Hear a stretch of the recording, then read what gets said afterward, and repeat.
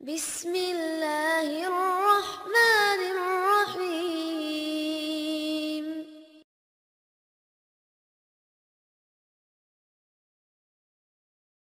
Bismillahirrahmanirrahim. Assalamualaikum warahmatullahi wabarakatuh. Teman-teman sekalian, sore ini saya pengen ngajak kita bicara tentang following.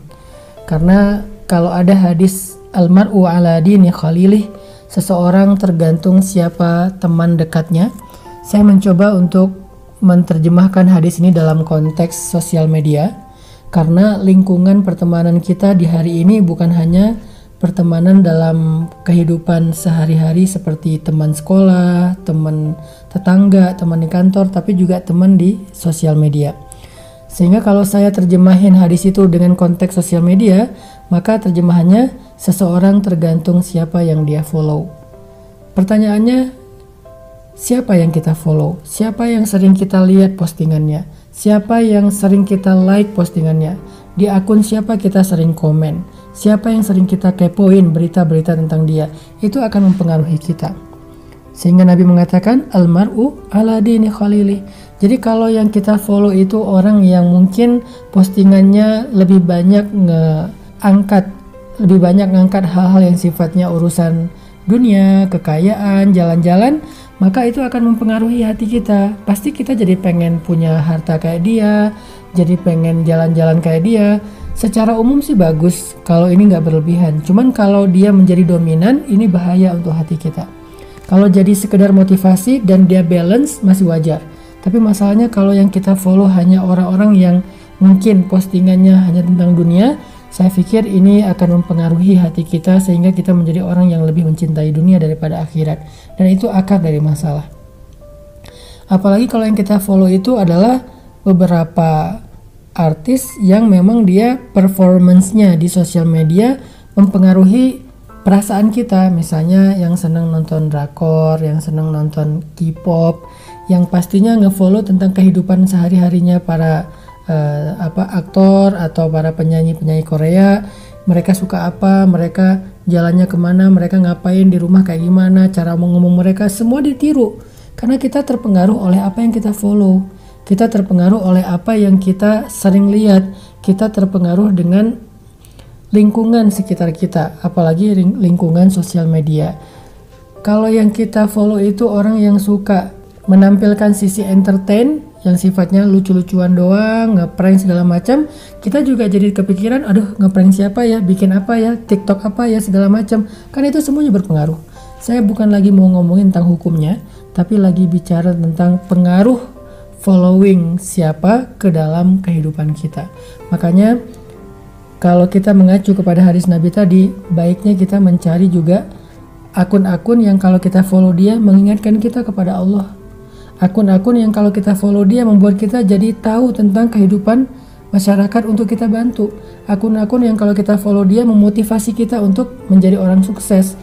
Akun-akun yang kalau kita follow dia, kita jadi pengen melakukan kegiatan sosial dan kemanusiaan.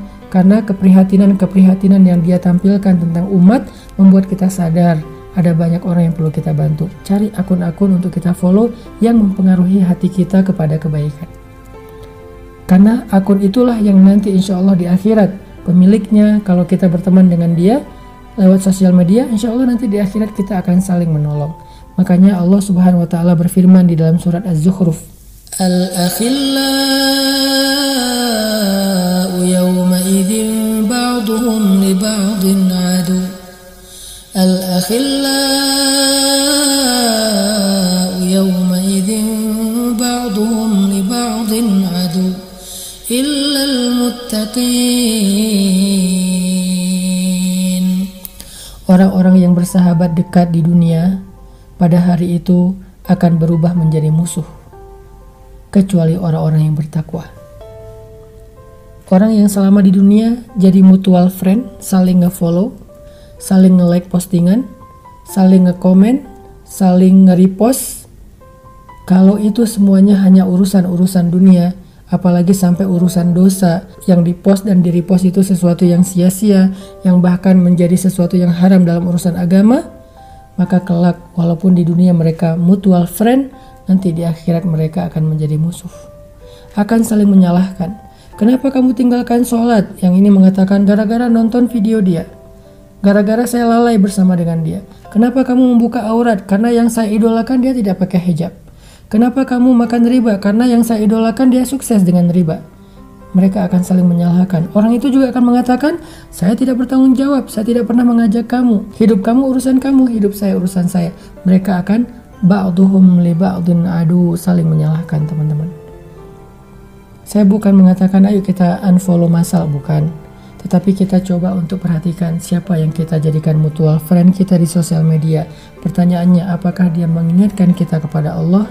Kedua, apakah dia membuat kita semangat untuk menjadi orang yang sukses dengan karya?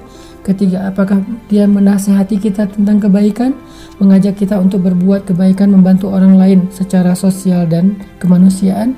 Kalau itu tidak ada di akun kita yang kita following, atau sedikit dibandingkan akun entertain dan akun-akun urusan dunia, berarti kita masih butuh mencari orang-orang untuk kita following lebih banyak lagi dalam kebaikan. Almar'u ala dini khalilih. Seseorang tergantung siapa yang dia follow, siapa yang dia ikuti, siapa mutual friendnya. Barakallah.